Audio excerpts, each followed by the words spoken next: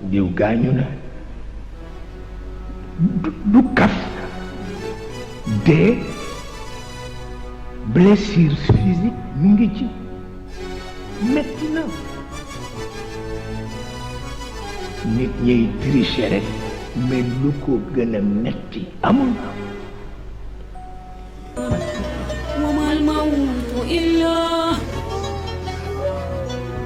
وما الموت إلا آية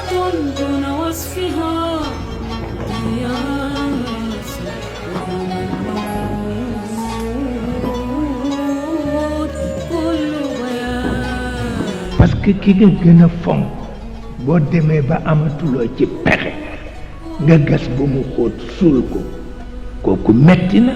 nit ñay tricher rek mais metti na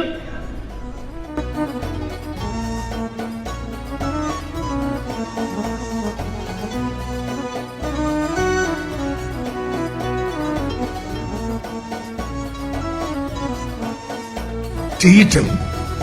ñàkk joma fi nekk wante ku jël sa ndey sangu ko ba mu set nga gas ba mu xóot suul ko boo waxee leneen rek doo nit عالمين بأسرهم ويا من إلى هذا النداء هداني وكل ci nekk